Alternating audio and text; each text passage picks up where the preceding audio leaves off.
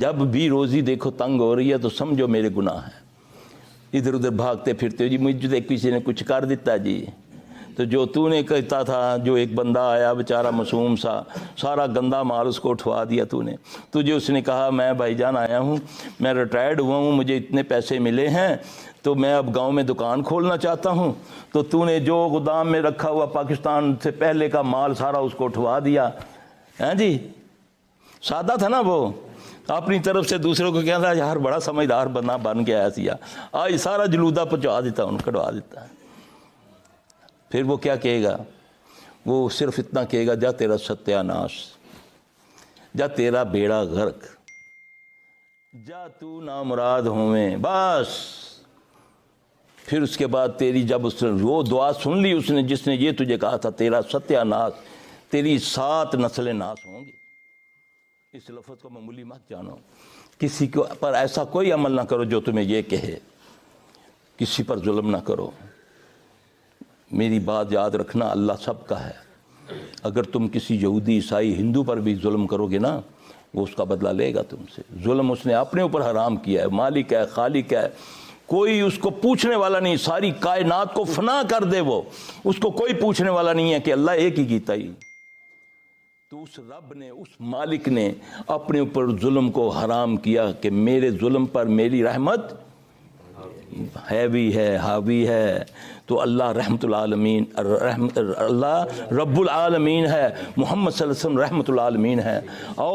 وعدہ اللہ سے کرتے ہیں کہ اللہ تیرے نبی کے طریقوں پر چلیں گے۔ یہ رسومات کو سنت مت سمجھو، یہ رسومات جو ہیں خرافات میں تمہیں لے گئی ہیں۔ آج تم اپنی اولادوں کو سمجھاؤ کہ یہ رسمیں ہیں، یہ سنتیں نہیں ہیں، سنتوں کا کھوج لگاؤ۔ سنتیں بند کر دی تم نے، قرآن و حدیث کے اندر سنتیں بند ہیں۔ اس کو کسی کو پیش کی جاتی ہے تو وہ کہتا ہے اسی تو کہتے سنی نہیں جی، تسی کی تو نویں کاٹ گال دیتی ہے، اس میں تیرا قصور ہے نا، میرا تھوڑی ہے، یا تیرے مولوی کا ہے نا،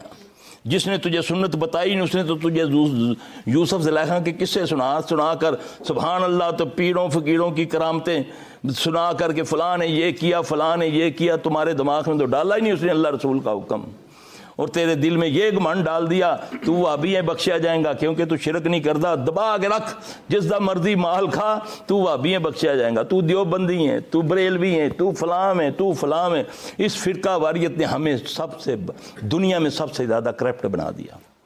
نہ ہمارے نزدیک ملاوٹ کوئی گناہ ہے، نہ ہمارے نزدیک برائی کوئی بڑی سے بڑی برائی ہمارے نزدیک یہ نہیں رہی، کیونکہ میں مسلمان ہوں، میں بخشا جاؤں گا۔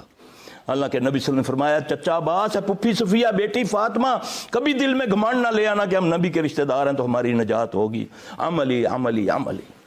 عمل سے نجات ہوگی۔ اللہ مجھے آپ سب کو باعمل بنا دے، اللہ قرآن و سنت پر چلنے کی توفیق عطا فرمائے۔ اے اللہ ہمارے دلوں کو نفاق سے پاک کر دے، اے اللہ ہماری آنکھوں کو خیانت سے پاک کر دے، اے اللہ ہماری زبان کو جھوٹ سے پاک کر دے، اے اللہ ہمارے عمل کو ریا سے پاک کر دے۔ تو جانتا ہے تو بڑا بریک بین ہے، تو سمیع و بصیر ہے، تو میری آنکھوں کی خیانت کو بھی جانتا ہے، اللہ تجھ سے میں نہیں چھپ سکتا، درگزر فرما، جو میں نے کیا ہوا ہے اس سے درگزر فرما، آگے میں تیری توفیق سے برائی سے بچنا چاہتا ہوں، اچھائی کرنا چاہتا ہوں، ورنہ میری کوئی قوت نہیں ہے، لا حول ولا قوت الا باللہ۔